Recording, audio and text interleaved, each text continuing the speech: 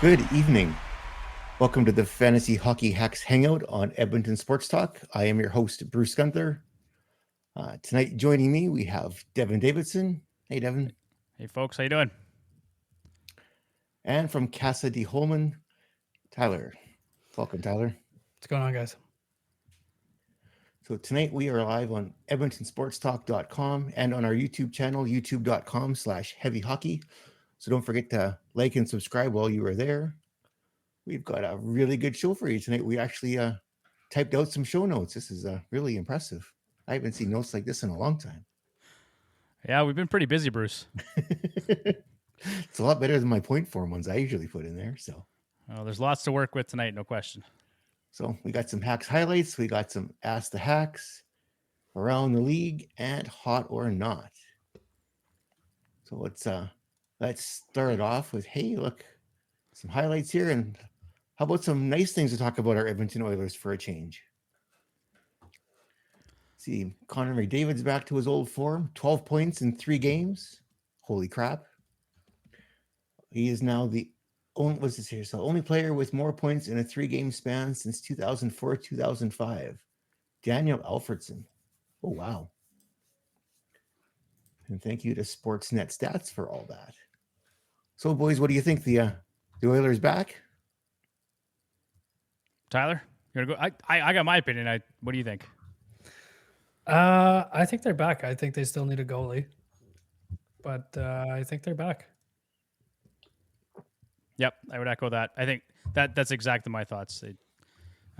Stuart Skinner was just not good enough on a couple of those goals. I mean, a couple of them were like Kolasar's goal, not his fault. No, not at all. Like, not much you can do about that one. Kolasar could have cooked a meal and had supper while he was standing there. He was so wide open. Well, he's batted out of midair too, right? So, Yeah. like, not a whole lot you can do about that one. But that one, like, I think he should have that one where he's right. The guy walked in on his own, kind of. It was kind of just a weak backhand shot, I thought. But there's just a couple. You go, Stuart Skinner should have had that one. And that's kind of been the story all year. Like, the save percentage isn't good. The goals against isn't good. I think we're still a legitimate starting goaltender away from being a contender. But they look better. Connor looks good. Leon looks pretty good. Evander Kane's having a hell of a season. Yeah, him and Janmark had fun last night. Yeah, Janmark looked good too. Both got some updated spots because of Hyman out with an illness. So that, and they both took advantage of their spots. That was awesome. I think the big story, though, is Connor McDavid. Like you said, Bruce, 12 he's points in his last 3 games or whatever it is. Yeah, he's what? Where is he now in NHL scoring? Like 10th or something like that? Like, he's back in the mix. Someone posted, Connor was just making them overconfident, and now he's back to claim this title. Something along that lines. It was like, oh yeah, no doubt, right? Yeah, just cruising through that. So, well, he had 2 breakaway goals now recently. Yeah, I think back-to-back games, wasn't it? Yeah, and that's kind of what we've come to expect from him, right? If he doesn't have a breakaway game, we feel like he's sick or he's dying or something, right? So, it's definitely promising what the team's done the last 2 or 3 games. And I put a note in here too. I think most impressive for me is the fact that their penalty kill has to be the best it's been in the last 5 years. I didn't fact check that, but they're 7th right now in the NHL at 91%. They were 30th under Woodcroft at 70%. And I don't think they've ever had a good PK. They were 30th. No, Minnesota I think was 32nd. So yeah, 31st or something. Oh God, they were even more brutal. But yeah, the penalty kill looked great last night. I was able to watch most of the game. As like, holy crap, where was this team 15 games ago? Like, wow. Or in the playoffs or any number of places. Yeah, well, Paul Coffey, yeah. That fourth line last night, holy crap. Like, yep. If Thompson wouldn't have been on his game, that score would have been a lot worse because that fourth line probably could have had 2 or 3 goals easily. That one by McLeod, I thought for sure it was going to go in. That was right. None of them do. No, exactly. And that's too bad. But that fourth line looked fantastic last night. And noticeable, very noticeable, which is what you need your fourth line to be for a good reason, not for a bad reason. I read today too that there's a lot of talk about Ryan McLeod right now, and that he should get jettisoned. But his line or he himself is shooting. I think his line is shooting at 1% or 1.5%, and last year they were shooting at around 8.5%. So hopefully there's some aggression coming. I mean, he's definitely a bit snake bitten, and there's a lot of criticism around that player. But Well, if that line keeps playing the way they played last night, it shouldn't take too much longer for them to get points, because they were all over the place last night. They were giving them, at least to my eyes, they were giving Vegas more fits than McDavid was. I still think McLeod ends up with between 10 and 15 goals at the end of the year. They're probably going to come in the last 20 games, but That's fine. yeah, I still think it happens for him. It's just a little frustrating to watch. Well, for the minutes that he's getting, are you really going to expect him to put up 20, 25 goals playing on the fourth line? Like, no, is that even realistic? No, but I think it'd be 15 nice. is. It'd 15, be nice. Very odd. Like a couple of the rushes he had last night, it'd be nice if they'd go in. But if you do 20 goals on the fourth line, that'd be he'd become a very expensive fourth liner. Yeah, I don't think we have to worry about that. Yeah. So I'd settle for 10 to 15. If you can get 10 to 15 all season long, that's great production. because if each of the guys on the line can do that, that's some nice production. How much do we love Sam Gagner? Oh, I love Sam. I tried to buy a Sam Gagner jersey, and they didn't have. First of all, they didn't have any of his jerseys, but to even custom make one, they didn't have like the letters and the numbers for him. What? So I had to buy a Hyman one, which is fine. But I'm gonna keep searching because I'm making it into a Gagner jersey. Oh, I I'm love sure you him. can find one. Yeah, he's fantastic. And I don't know if anybody in that team celebrates harder when they score a goal than Sam Gagner does. And that's the best part. Yeah. Oh, the team loves it too. Everyone around him is just as excited as he is. And it was a terrible goal. Yep. And he still, It sure was, but still celebrated on one knee, which is awesome. yeah, Yeah. very much so. Very much so. I don't want to be sour, but the Golden Knights definitely got a bit of help last night. Like there was some pretty soft calls against the Oilers, which am I the only one that feels that way? That seems to be the case a lot when we play Vegas. Well, there was that one football tackle of McDavid there near the blue line that everyone just turned their head away. I'm like, good grief, the guy basically football tackled him and no call. It was like, but the Oilers were up by 2 goals at that point. So yeah, I don't know. There was some chintzy stuff, but we expect that when they play the Oilers. McDavid's not going to get 1 in 5 against him, called maybe against him, 1 in 10, kind of how it seems. Because if they gave him a penalty every time, if they gave the opposition a penalty every time there was an infraction on McDavid, would they even play 5-on-5? Really? Like, would there be any 5-on-5 in a game? Like, when he's going, they're. Well, and part of that too, I think, is because the Oilers' power play is so good, they just don't want to give the Oilers a chance, right? And so they're getting back to last year. I think they're 29% right now. Yeah, that's what I heard. That's what they said last night. 29%. Yeah, I think they're back. They're ninth in the league right now, I believe. And that's kind of what we expected. We talked about it all last summer, right, Bruce? Like they're not gonna have a 35% power play all season long. They're probably around where they should be. I think Evander Kane was having a lot of fun on the power play last night. Mm-hmm. Just that goal, he made that look so easy. With whack, good, yeah, went in. Like, holy, just watch it. It just like reflex. Yeah, Hyman's pretty good at it too. I think he just knew that like one game that I'm going to be on the power play. So yeah, got to take advantage of it. Yeah.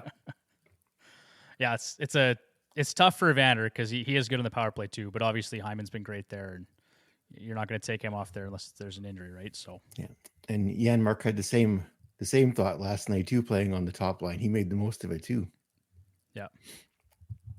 No, it's good. I think they're back. I mean, it's goaltending for me right now. They just. And speaking of which, did you guys hear Friedman mention that Jack Campbell might be making his way back up soon? Or I've actually heard from a couple sources now, but excuse me while I vomit off to the side here. I was going to say, is he going to be the water boy when he comes back up? Or like they're not actually going to put him in net? He had one shutout and the rest have been losses? Yeah, I think if his next 2 starts are average, they'll bring him back up. He'll probably get a game or two. And if he's bad in both, I think they just send him back down. And I mean, you just buy him out in the summer because you're not going to trade him. No. The picks that you'd have to move with him right now are picks that you need to actually improve this team. So I hope he comes back up and is like average, like league average would be amazing. Sure. Yeah. But I don't see it. So that kind of leads me to this other point here.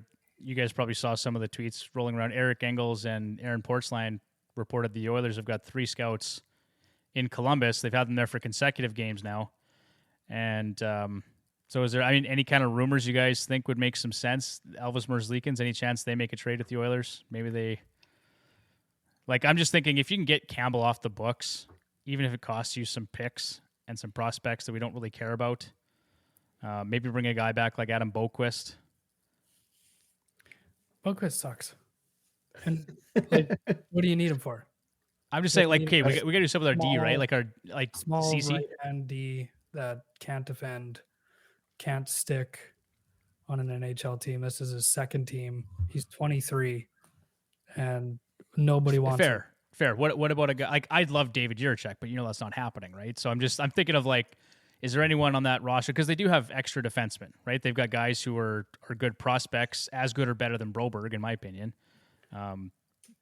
Is there a trade to be made there? I guess is the question.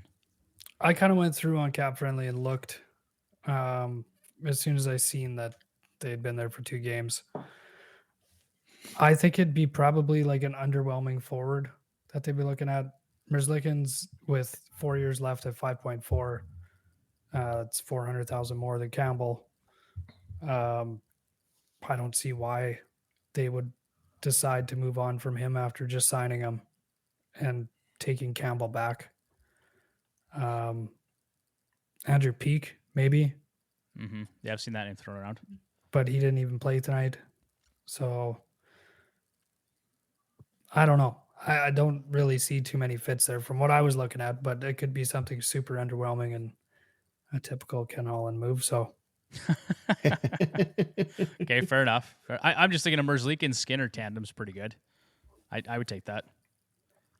Yeah, but I think you want to get somebody that's a little bit cheaper than that to play in an actual tandem. Fair point. Fair point. Yep. Yeah. Fair point. But then too, would you not agree though? We probably need someone who is a little better than Skinner at this point too, though. I don't know that a little bit better than Skinner. I think the same. Like Skinner's last couple starts have been more what Skinner should be. Yeah. I think he's just going to end up playing too much. So if he can start 2 out of every 4 or 5, I think those numbers are going to look better at the end of the year. So I think you need somebody that can kind of play with him, which was, I think, part of the idea with Campbell, and you just had to pay him free agent money to do it. Obviously, it didn't work out. Angel is back and says, let's put this up for you guys. I think maybe Oils need to trade Skinner and a pick for a goalie. The better the pick, the more the other team retains salary. They're not going to trade Skinner. No, they're not going to trade him. I would agree with that too. I think he's just the upside there is still huge long term. It's just he's a young goaltender. He's still learning, right? I mean, I just that's my concern right now. Though they're in their window to win. They need to win. They can't have inconsistent goaltending. It just can't happen. And they need someone that's got some experience, playoff experience. Or bulk up the defense, right? Maybe a guy like Cece gets moved out and with that, I don't know. What do you think, Tyler? I just think they can't go into the playoffs again with the same team basically that they did last year. No, I think they'll end up with a goalie. I think they'll end up with a bottom 6 forward and somebody like Cece or Kulak is going to get moved out and replaced with somebody the same cost or a little bit less, and the minutes get spread out a little bit differently. I think that's all they can do. I think Elvis would be good, but it's just they'd have to take Campbell back, and how much does it cost to get them to do that? The only reason why they would be doing that is if they want to go and trade Goudreau and trade Line A and kind of retool, which now probably wouldn't be the worst time in the world because they do have a lot of young players. Just going to say, they're not in their window to win anyway. No. Right? Like Fantilli's so young. That guy's going to be a stud, but he's young. And Patrick Laine looks like a bust. Johnny Gaudreau looks awful. They've got a lot of good young defensemen. But yeah, I think they're not even close to their window to win. So if we throw a bunch of picks and prospects, and I mean, if I'm just looking at it from that perspective, I don't think Columbus is going anywhere fast. And why would you waste Merzlikins at this point? Yeah, it's a little early in the season, I think, for them to make that move, but their record would kind of indicate that it might be time to do that. So they kind of folded their tent tonight against Montreal. Sounds like they had a lead and then folded the tent, and then Montreal came back and won. Yeah, I actually took Columbus tonight. They were up 2-1 in the third, and then they weren't. And then they I saw your boy Goal Caulfield potted another one for us, Bruce. So that was good. I know. Hey, Lina got one tonight. He got the first one. And then he said it was all downhill from there. Yeah. Yeah. Bruce, your other question was, can this team make their way back into the playoff race? So I'll just throw it out there. Like, any concerns about the Oilers making the playoffs at this point? If they play like they did last night, none. The West is going to be a disaster this year. I think that teams will be able in the West will be able to get into the playoffs with less than 90 points the way the West is going right now. Because other than nobody wants to win. Like Seattle's a disaster, Montreal, Minnesota's a disaster. The Ducks are basically shot out of the sky. They're dropping like a rock. I think they've lost their last 7 now. So they're going backwards. Seattle's all over the place. Vancouver's slowing down. So I think they got a chance. Yeah, I agree. I think there's a lot of teams that overachieved early in the season, and that Pacific is right there. Like it won't take long. The Oilers string basically 4 wins together. They'll be back in playoff contention pretty fast. Where are they? They're sitting 7th still. That's crazy. Just an awful start can really just put you in a big hole quick. But well, like I said, fortunately they're in the West, which no one else seems to want to take a. No one else seems to want to win. So Anaheim, Seattle, Calgary, like those 3 teams are not going to make the playoffs. Edmonton should. And then you've got Vegas, LA, and then it depends what Vancouver does. But yeah, they should be right there for a wild card spot, no problem. Yeah. I'd be worried about Calgary because I think that they're going to do what they always do and just lose in overtime all season and just collect points that way. This team is sorry. You already know that I think the first time they play is in February in Edmonton. Is it in February? I think so. You already know how important that game is going to be. Oh yeah, because they're going to be right near each other in the standings. Hopefully by that point, and it's going to be a good game. Should be fun. Well, we got the Heavy Hockey Showdown in February, so hopefully we're all at that game. Well, I'm going to be there.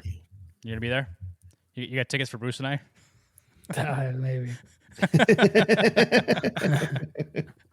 Let's talk about that later. Yeah, we can talk about that off air. All right. Let's move into around the league here. So we're the first guy on the list. Look at that, Corey Perry. Placed on waivers and contract immediately terminated. I noticed you skipped over him, Bruce, so I thought I'd add him for you. I really didn't want to talk about it. It's not even where it's a disaster. I only brought it up because I'm curious how much this is going to affect Connor Bedard at this point this season. Like true or not, like his family's being involved in it, and that's going to be tough for a young kid. Just a lot of drama that he probably doesn't need, and really whatever Corey Perry did do, which by the sounds of things was at some corporate event with the team.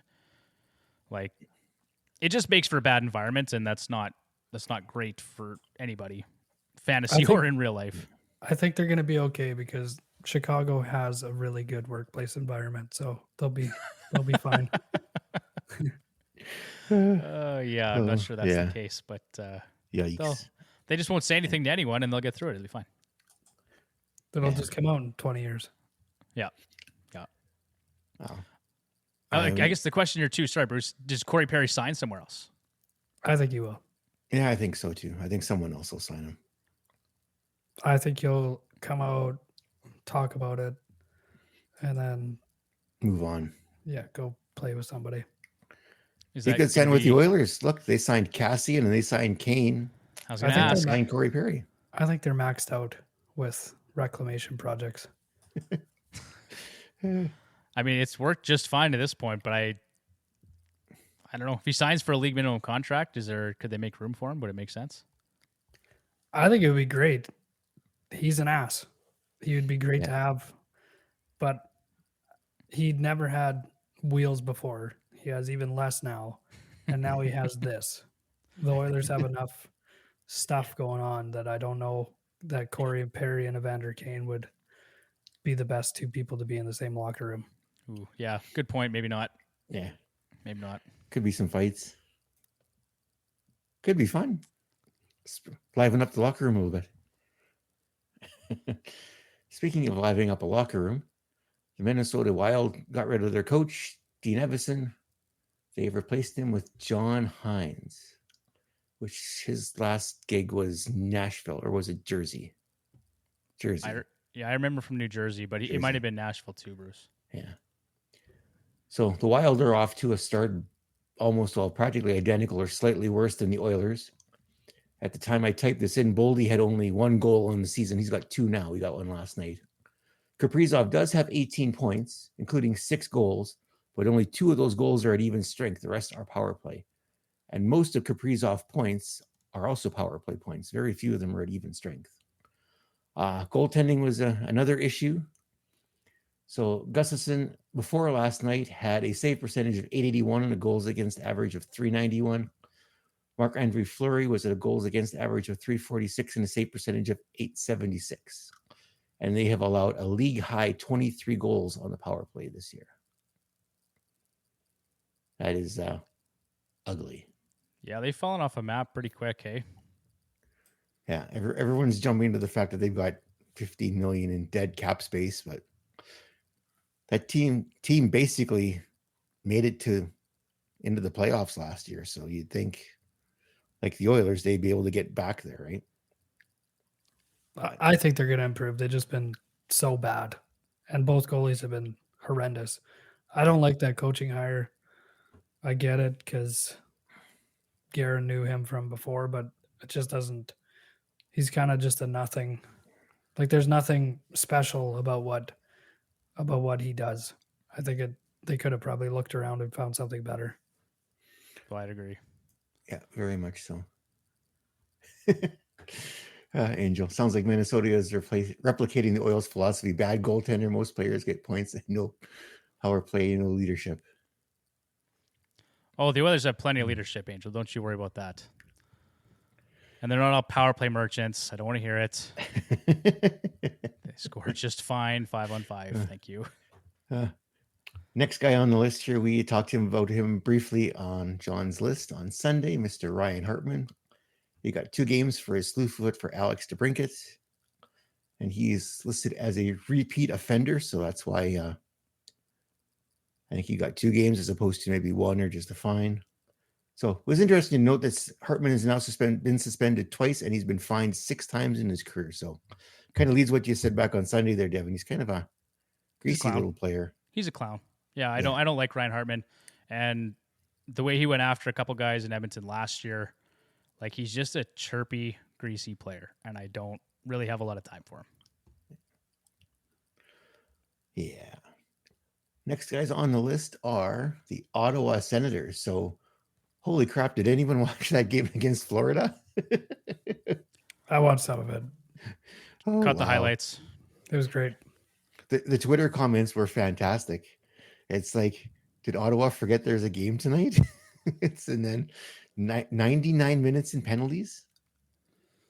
The best part was Grandma Kachuk, I think, from what I saw. Just She the looked look on her stressed right face. out. Yeah.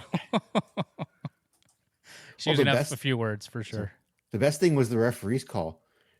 Minor penalty to this guy, minor penalty to this guy, and everybody on the ice gets a 10-minute misconduct. I'm like, does that include the goalies? I had to go actually check it, and I think that actually included the goalies. It's like, I think I think that's a good spot for Woodcroft to end up in Ottawa. Yeah. Yep. a lot of the comments was Ottawa just looked totally disinterested and didn't want to play, and they were more interested in fighting than playing. Yeah, they should be pretty angry right now. They're sitting 8th in the Atlantic. Like, that's based on preseason predictions and expectations. This is not at all where they should be. So, no, I'm hoping with Korpisalo, and you think with the lineup they've got there, they'd be able to put up some points. And the East is a lot tougher than the West now. They're down in 8th. It's going to be a heck of a chore to try to get back up into playoffs in the East. Mm-hmm. Yeah, Detroit's looked pretty good, and Patrick Kane signing doesn't hurt. No. Well, he's do we want to go to him next, or do we want to go to the next one first? You do it. You make the call. Make the call. So next on the list there is so the Boston Bruins have lost 3 games in a row. I just traded for the Boston Bruins goalie tandem, so I'm wondering if that's a coincidence that as soon as I traded for the goaltenders, they automatically started losing. So sorry, Boston fans, but I could be the curse that ends Boston this year at the way this is going. And you know what, Bruce? You traded away Brock Boeser too in that trade, and I think he scored 2 goals the next game right after that. Put 2 up the next night. So yeah, it's like I said, I needed some security at goaltending, and I don't think Boeser's 24% shooting percentage is going to hold up. So no, it looks good for now, but I think as the season progresses, he'll regress back to his normal. At least I'm hoping so. If not, John got a great player. I agree with you, Bruce, and I'm rostering him in one league. He's having a good season, and maybe he will just have a good season, but he's not going to shoot at 24% all year. There's no chance. No, maybe it's like the old Space Jam thing. Boeser took oh crap, his name just left me. Kuzmenko's took all the magic out of Kuzmenko and gave him his. Maybe so we're going to see a switch this year. Kuzmenko's going to be like last year's Boeser, and Boeser's this year's Kuzmenko, and then next year they'll flip back again. Well, we're going to talk about Kuzmenko in a little bit, and I can't wait to rub it in the Vancouver Canucks fans' faces, because we told you so in the preseason. Nobody wanted to listen to us. Anyway. I guess the next one here, John Klingberg. So this was a bit of a surprise for me, for him ending up on LTIR with a hip injury. Klingberg says it's been something that he's been working with for a while, which is kind of odd that the player would say that, yet the team like him in Minnesota and never really said anything about it. But we're always wondering why he never got anyone other than Dallas offered him a long-term deal, and maybe that's why. I don't know, but or because he sucks. Well, that is also very, very much so. It's I'm glad I drafted Riley. So yeah, right. You must feel vindicated, Tyler, because we're really all pretty. I really do. Good for you, buddy. I'm glad that's a big win for Tyler. I like it. So we got about 2 seconds here. Let's get to Patrick Kane. So he's signed with Detroit, gets to join back with Alex DeBrincat. Hopefully someone figures out who the center is going to be and picks him up real quick, because he's going to be a ton of points. But JT Compher. Is it Compher? Well, I think that's probably what's going to happen. But history, though, is not on Kane's side. Other players that have had this surgery and that have come back to play. So the most recent is Nicholas Backstrom. 47 games, 22 points before he had to pack it in again. Carl Hagelin didn't play again. Ryan Kessler didn't play again. And Ed Jovanovski played 37. Sorry, we're going to go to break here quick, and we'll come back and talk about Patrick Kane. Well, let's go. Welcome back to the Hacks Hangout here on Edmonton Sports Talk. We are going to continue our chat here with Mr. Patrick Kane. We're just going through some of the players that had similar surgery to Kane, and their careers didn't last much longer after they tried to return. And actually, 2 of them didn't return. So we're hoping that Kane can hopefully be an exception to the rule here and see. I guess we got to temper our expectations a little bit. He's not going to probably produce at a point per game pace, but I don't know what is a realistic expectation here if he when he comes back. Good question. I think probably half a point a game would be pretty realistic for the rest of the season, especially being able to jump in and play with the Brinket. I think it's interesting that he picked Detroit, though. Like, are they going to make the playoffs? Probably. Are they going to go very far? Probably not. I think it sounded like he had multi-year offers from other teams. I think this is going to be a good spot for him to play with somebody he's played with before and maybe not have to play too far into the off season and be able to be ready for signing again with somebody else, probably a 2-year, 3-year deal if everything goes right. Well, like you said, right? It'll be a show me thing. Pair up with DeBrincat, put up a bunch of points if he plays well. Like you said, a little bit of a playoff run sets him up nicely for next year.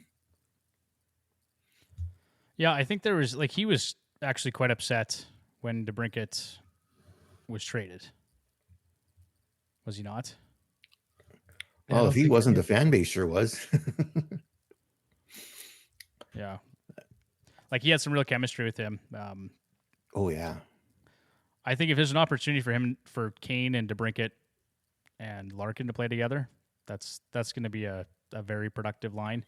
And he's got good hands, so maybe if his legs aren't working quite so well, he can just get the puck to the other two guys and they'll make it happen. Maybe. You don't never know, but the reports from the people that saw him practice said he looked good. Yeah. He's better than all the 4 guys I just listed off because he was also a way better player than those other 4 guys in the first place. So yeah. That is very true. Very true. Yeah, he's an exceptional player. I mean, and I think probably younger than, maybe not Carl Hagelin, but definitely younger than Backstrom. Ed Jovanovski, I'm not sure how old he was when he had that surgery, but they were all in their early 30s. Okay. Well, and the only thing that Hagelin ever had was being able to skate fast. Mm-hmm. Yeah, Kane was never fast in the first place. So, not that he was slow, but his hands wasn't going to blow by anybody. Didn't have a great shot, or doesn't have a great shot. He has an accurate shot, not a hard shot, and he doesn't have crazy wheels. So, I think he'll be okay. His thing is kind of his lateral movement, though, right? Like just being shifty in the offensive zone, like between his hands, and just being able to kind of make moves. He has to get around guys, right? Like you said, it's never the fact that he was fast. It was just he could move around well. Shifty. Deceptive, yeah. Yeah, if he can regain that, he'll be just fine. I'm less worried about Kane for sure than the other guys on that list. The last one we got on the list here is Mr. Devin Levi. So he has been loaned back to the AHL. Looks like UPL has grabbed the net in Buffalo for now. Eric Comrie is going to serve as his backup. And Levi actually had some very good comments when they interviewed him about the demotion. He says, the team's looking out for me. He says he's going to go down to the AHL and he's going to play. Taking it quite well. And Buffalo at this point doesn't look like they're going to go anywhere this year. So they're still 500 basically. So are they? Yeah, I mean they could still do something, but I mean they need Tage Thompson back, and they need UPL to basically stand on his head the rest of the way. I don't think UPL will, but I think, like I thought going into the season that it was gonna end up being his net. I wasn't buying into Devin Levi. And after Bruce made fun of me for having no goalies, I think I picked him up. So hopefully this works out.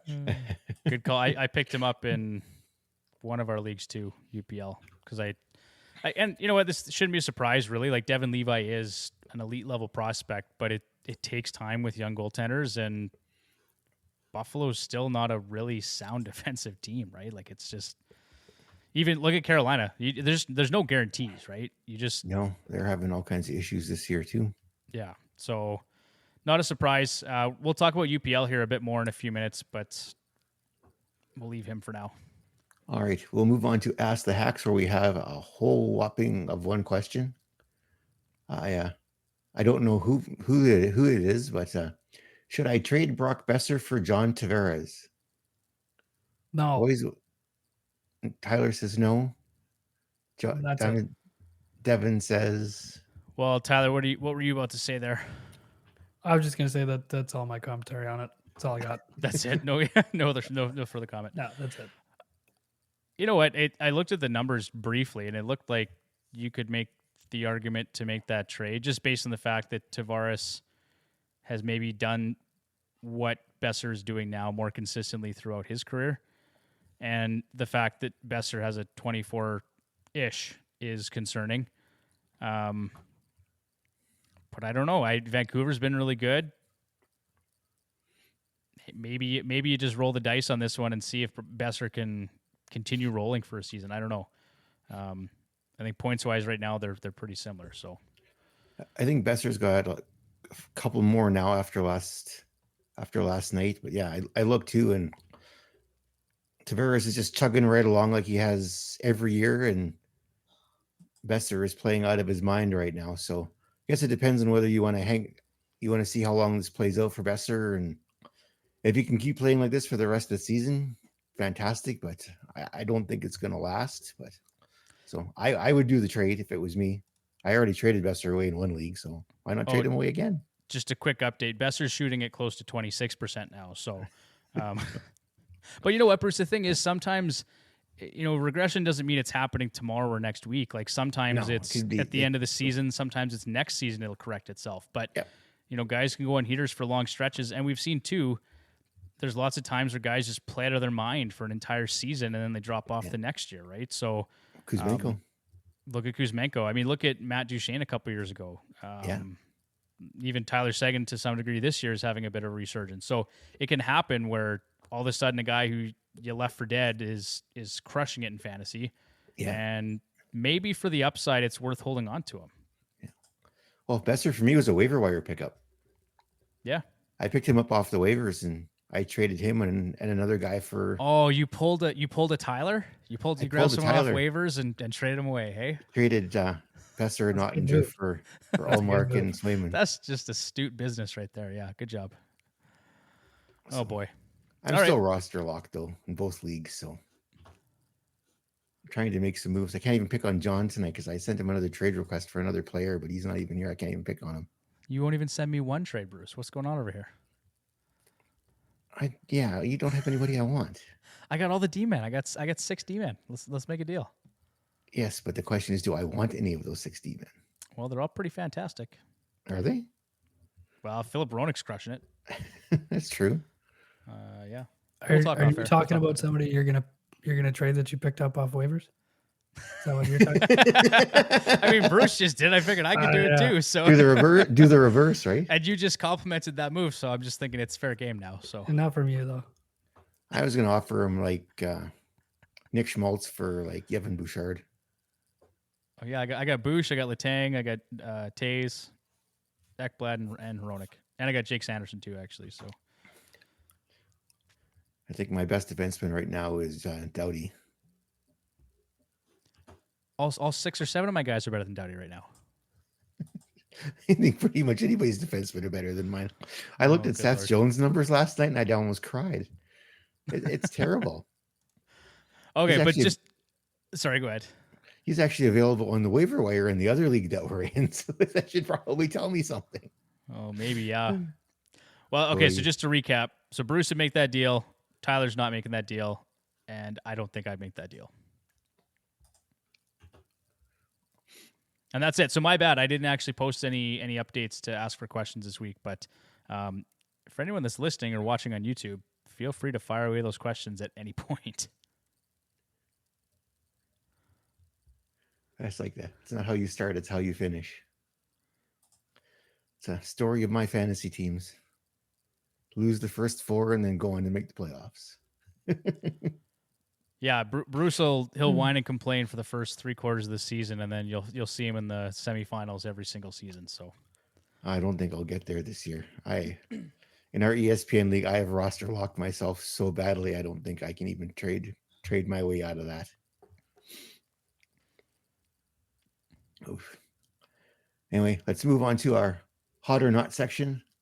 We have got a nice list today, so we'll start off with the hot players. First guy on the list is Mr. Trevor Moore. He is rostered 43% in Yahoo, 64% in Fantrax for the Los Angeles Kings. He's been a very pleasant surprise for them this season. He is currently on pace for 82 points and 47 goals. Holy crap. I didn't even know that. Now you do. Moore's recent hot streak includes 6 points and multiple 2-goal games over 3 contests. The 28-year-old is seeing prime deployment next to Kevin Fiala. Oh, there you go. And Philip Deneau, as well as time on power play, too. I tried trading for Fiala. Wouldn't even get a response. Shocking. Tyler, you want to talk about the next guy on the hot list, don't you? No? Okay, maybe Devin does. I guess I'll take it because it's definitely not a player that everyone is going to get excited about. But No. Gustav Nyquist, this guy is basically career waiver wire fodder, but 13% rostered in Yahoo, 32% in Fantrax, and he's off to a phenomenal start for the Nashville Predators. 15 points, 3 goals in 22 games, a 62-point pace. More recently, though, 10 points and 2 goals in his last 8 games. And what's actually really interesting about that is that his individual shooting percentage at 7% is his lowest since 2016-2017. So we've talked lots about potential regression, positive regression. There's definitely a chance that we see a few more goals from this guy moving forward this season. And Nashville's been on a bit of a run here, too. They've won their last 5 in a row, I think. They've been doing well. Been a surprise this year a little bit, hey? Yes. Well, they 6 wins, Bruce. 6 now? Because they started off pretty rough, and now they've put a nice win streak together. Yeah, they're right behind St. Louis right now, not far behind Winnipeg for third in the Central, which is kind of crazy to think. No kidding. But that's what good goaltending will do for you. So if you got a guy like Exactly. Juicy Saros in the crease, well, look what can happen. So, Well, maybe Kenny Holland should go full Tampa on Nashville and trade for Saros. Just trade the draft picks for the next 5 years and get Saros, and then you're golden. I do it. Just do it. Like, we need a goaltender. You'll win a cup. Just go do it. Kevin Lowe would have done it. I kind of like and I can't remember the GM's name of Tampa. It's like, these draft picks aren't going to help us now. We want to win now. So what? You might as well trade them away for someone that can help you now. It's like, we're kind of getting off the rails here, but look at our last 8 first-round picks. Exactly. look at our draft picks through the first 3 rounds in the last 5 seasons. Like, how many of them actually have been impactful players for us? A handful.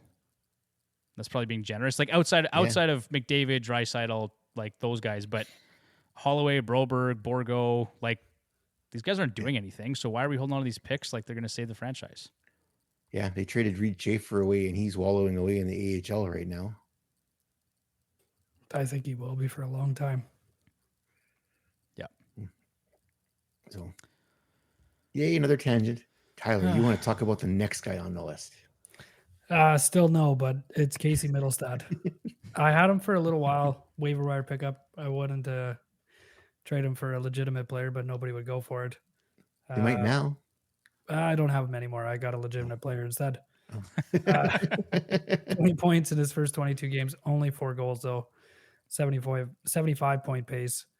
Obviously, it helps with Tage Thompson being hurt.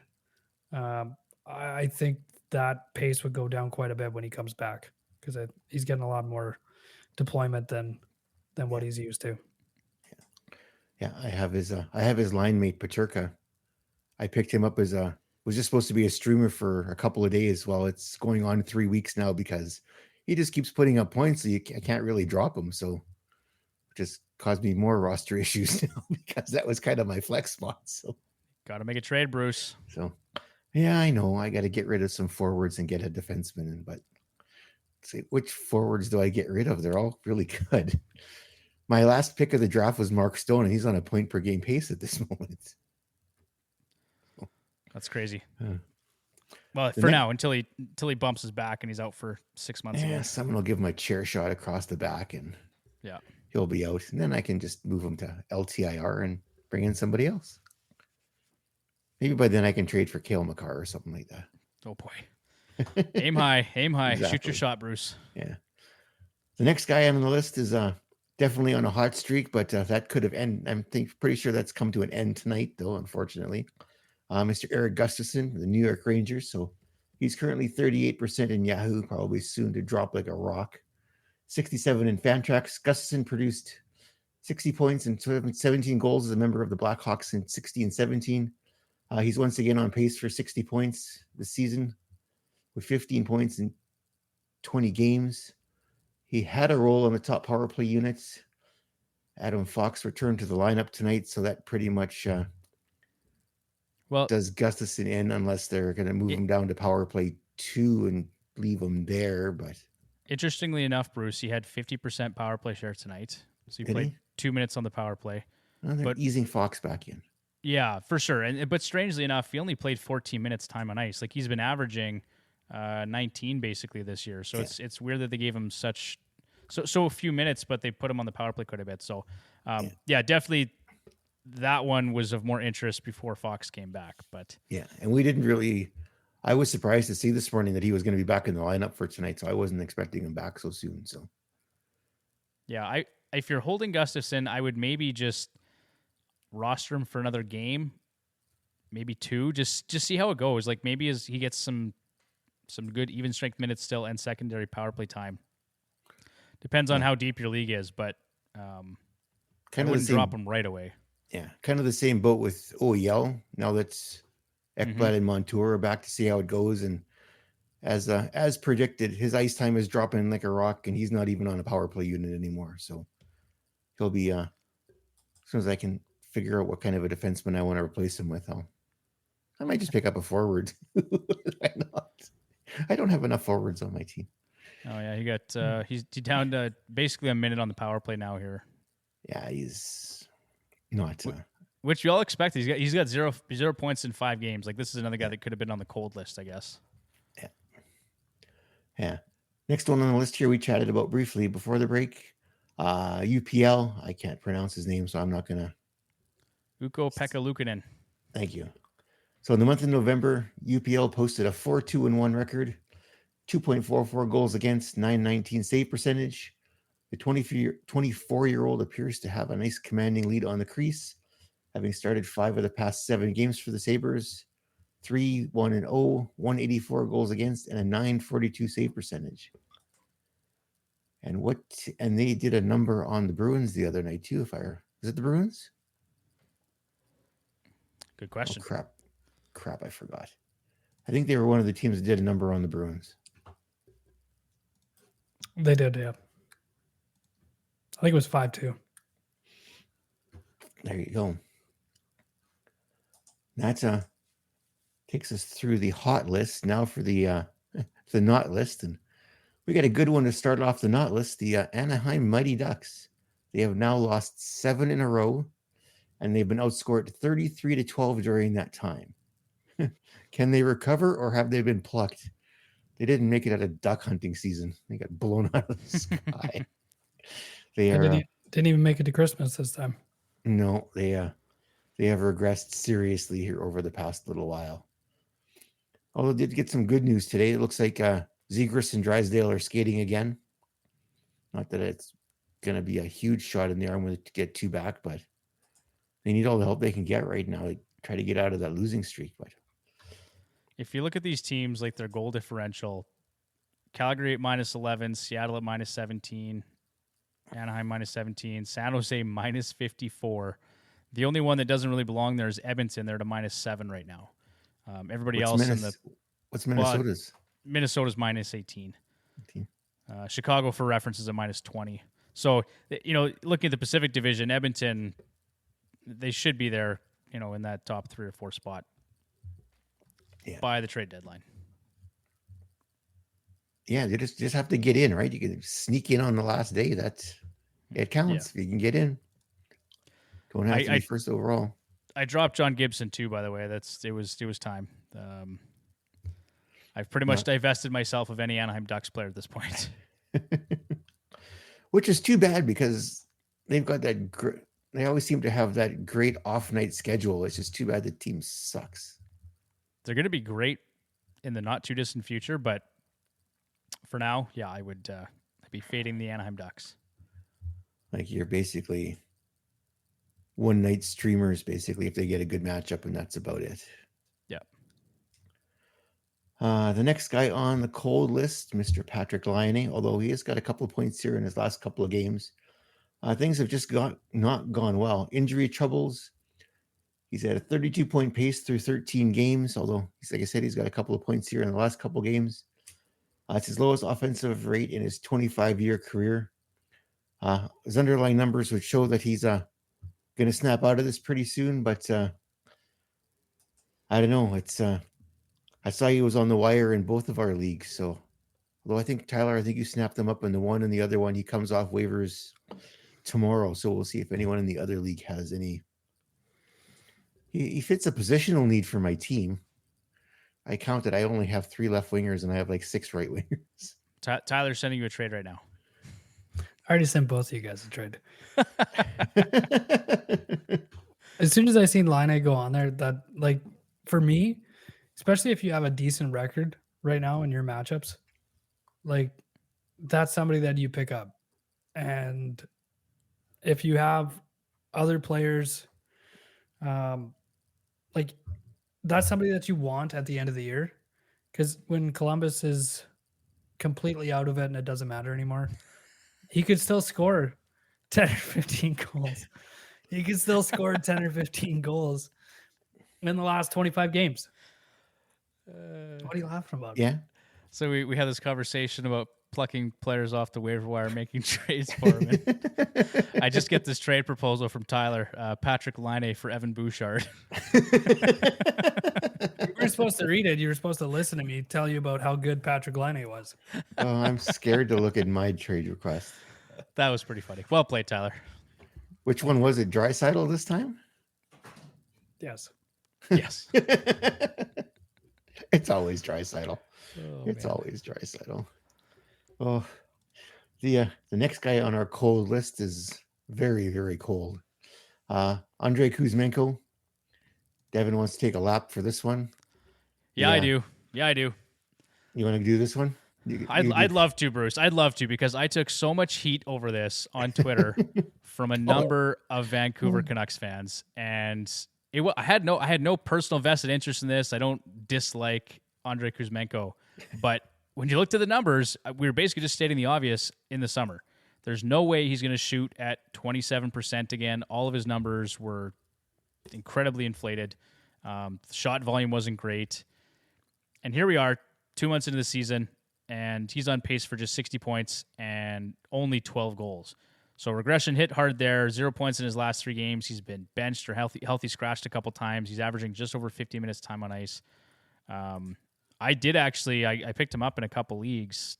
Like, I drafted him and at a right price point. But I mean, right now he's struggling. And outside of Power Play 1, there's not a ton to like about his game right now. No, not a lot. And he's spent a couple of nights in the press box too, which most of their owners would not be happy about. I think when you look at how good Vancouver's been too and how bad he's been, that's even worse. He's not. Doesn't add up. Yeah. Nice trade offer there, Tyler. I don't mind one player, but that other player, no, it's not happening. He's on my shit. He's on my John's list. I don't even remember what I sent. Yeah, that one's not happening. Sorry, man. Tyler wants to read the next one though, because he's a big fan of this player. Matthew could check. Did you watch him turtle in was that against Toronto? They played 2 games. I think it was Toronto. Ottawa first, and then Toronto was the next night. I'm sure he probably turtled in both games. After consecutive 40-goal, 100-point seasons, Tkachuk finds himself on pace for just 67 points, which is probably somewhere in the middle of that is probably where he is, probably like 80, 85 points. I agree. Yep. Yeah. That's probably what he is. I'm not going to go through all of the numbers there, but He sucks this year. Well, 1 point in his last 6 too. The other thing is, for anyone still rostering Matthew Tkachuk, I think he probably still he's going to bounce back. It looks like it's some poor puck luck, low secondary assist totals, and an awful individual shooting percentage. So just 3.3%.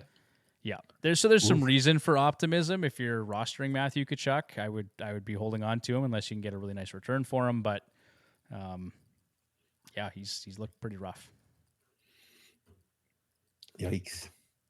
The next guy on the list here is Mo Sider, 97% Yahoo, 99% sorry in Fantrax. The Red Wings D-man has gone quite offensive here with just 1 point in the last 8 games played. Still on pace for 49 points and 8+ goals. Remain patient with the young Blue Niner as shot volume, category coverage, and deployment still make him worth rostering in most formats. So it's his counterpart that's putting up the points. Gustafsson has been pretty consistent in putting up points. Are they giving Gustafsson the edge over Sider now in the power play? And I don't know. I haven't checked. I thought they were running both guys in the power play for a little bit. I can tell you right now. Oh, and actually, look at this. Gustafsson being evaluated after exiting Wednesday's game versus the Rangers in the third period following a hit from somebody. Anyway, it doesn't matter. So Gustafsson is dealing with an injury, which that's great news for Sider. He's going to get all the power play time. Most definitely. And then last thing on the list here, we've got a list of a few players here if they're underachieving or are we expecting too much of them. So on the list of the Minnesota Wild. So yeah, the first two, Matt Boldy, 8 points in 12 games. Kaprizov, he's got 18 points in 19 games. Jason Robertson, 18 points in 19 games. Talked about Troy Terry, part of the Ducks earlier. He's got 13 points in 21 games. Matty Beniers, 10 points in 22. Jake DeBrusk, 8 points in 20. And Mr. Ovechkin, 12 points in 18 games. Yeah, I would say Boldy and Kaprizov are just... Well, Kaprizov, I don't know if he's really underperforming that much. I mean, he's basically playing at a point per game right now. Yeah, we can expect more out of him. Boldy, I would say, is underperforming a little bit. Jason Robertson, probably not. I thought he overperformed a bit last year. Yeah, 110 points. Yeah. I didn't think that was really indicative of what he is as a player. So, because I think in our preseason projections too, Bruce, we talked about that, and we had him coming down a bit to earth, right? Like whether it was 100 points or 95 points, whatever we had for his projection, he's probably closer to that than most people expected. So, like to see him hit it because I'm a big fan of him. But yeah, I'm not sure that it was overly realistic. Troy Terry's definitely underperforming, but he overperformed a couple seasons ago, right, when he had 37 goals or whatever it was. Yeah, got him a nice contract though. Yep. But I mean, as I said earlier, I'm fading the Ducks, and Troy Terry is one of those reasons. Then we got Beniers, but he's still young, so he's going to be up and down. DeBrusk, I thought I expected a bit more out of him. Yeah, we really thought, given the situation of that team right now, I think our projection was 35 goals and 70 points for Jake DeBrusk, and he's really at this point nowhere near that. So, yeah. And Ovi, is it just age, or is it age and the fact that the whole team is aged? And I think it's both.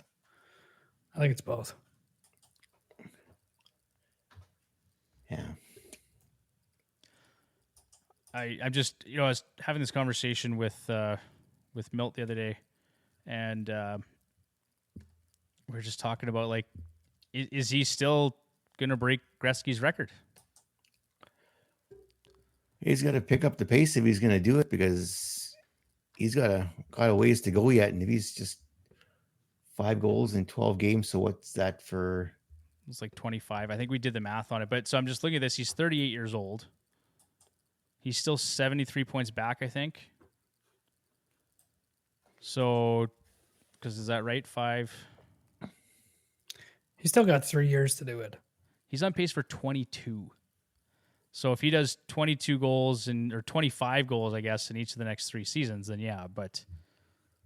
And I think he'll play until it happens. But age-related decline too can happen quickly. Like what if he falls off a cliff again next year? Like what if it goes further, right? I'm very curious to see what he actually does. I don't think in goal scoring, like he'll fall off that much. Like obviously from 42 to 25, that's a big drop, but he's only still playing to beat the record, so he's not going to stop until he does. I agree with that. I think if they get, and I don't know that they do it this year during the season, but maybe in the off season, get a couple younger centers and a couple other younger players in there, and I think that would make a huge difference so that he doesn't have to drive play. Yeah. That makes a lot of sense because I don't know if that team will do major surgery until Ovechkin leaves. No, it's all about the OV record now. They're just going to maintain, and that it's unfortunate because they're at the point where they probably should just do a full rebuild. Like you could still get a lot of value for a guy like John Carlson. Yeah. Because you got Sandin that can stand in there, and at least on the power play, he showed he could put up points on the power play. Yeah. Like I don't know if they don't really have any young players in house that they can bring into those spots. They're going to have to make trades or to do that. They don't have a whole lot in their cupboard either. Like it's an aging core. TJ Oshie, right? Kuznetsov is not doing anything. It's just if there was a business decision, they would have moved all those players out and just probably started over. But now they're just going to continue doing what they're doing. Oh yeah, Wilson. Angel, thank you for reminding me about Tom Wilson, who has a massive contract for the next 25 years. That they just re-signed him to. Yeah. Yeah. I think it's for the next 6 years, 6.25 or something like that. Stupid. I remember when it happened. I think we were talking about it. Yeah. And I was shocked. It's not going to age well. It's not going to age well. No, it's probably not. I think Ovi still gets there. It's just going to take longer than we all expected, right? We all thought at this rate he was going to do it next year, and he's not going to score 50 this year and 50 next year. So, no, he definitely is not. The other thing too to keep in mind is he's been relatively healthy throughout his career. So what happens now as he gets older, if he starts dealing with more injuries, but he's a tank. He is a tank. Yeah. The guy eats a bowl of spaghetti and a 2-liter of Coke before every game. He's just he's smoking cigarettes in between periods. I'm sure he's going to be fine. He'll be fine. Yeah. No, you can't break the Russian machine. Yeah. So. No doubt. Oh man. That does it for the list. And we I totally wasn't watching the clock, so I totally messed that up. And me too, Bruce. We blew past an hour. I actually kind of just looked at it and went, you know what? We have an hour and a half, right? If we need the time. So we're still rolling. But given that we ran through all of our notes and there's still 25 minutes left, I think we'll probably just call it. What do you think? Just hack our way out of the end here. Just do. Yeah, exit stage left. Stage left, exactly. So, all right. So that being said, we'll call it a night here. So thanks for joining us. We've got our regularly scheduled podcast coming in on Sunday night, early Monday morning, if you're doing that. So don't forget to check us out there. And don't forget to give us a like and subscribe here on YouTube. It's youtube.com/heavyhockey.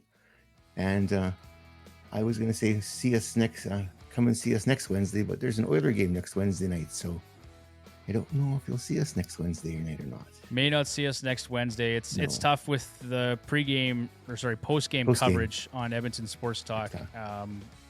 Our slot will get moved. It's tough to do it before, honestly. I know for all of us, our schedule just doesn't really accommodate that. So may not see us next week, but we'll be back the week after. And like Bruce had said, you can check us out on our regular scheduled podcast on Sunday nights, which drops Monday morning. So make sure you subscribe to that. And while you're doing that, don't forget to check us out on Twitter at FH Hacks on Twitter or X, whatever they're calling it these days, and Fantasy Hockey Hacks on Instagram. So that being said, thanks guys, and have a good evening. See you, Bruce. Take care. See you guys.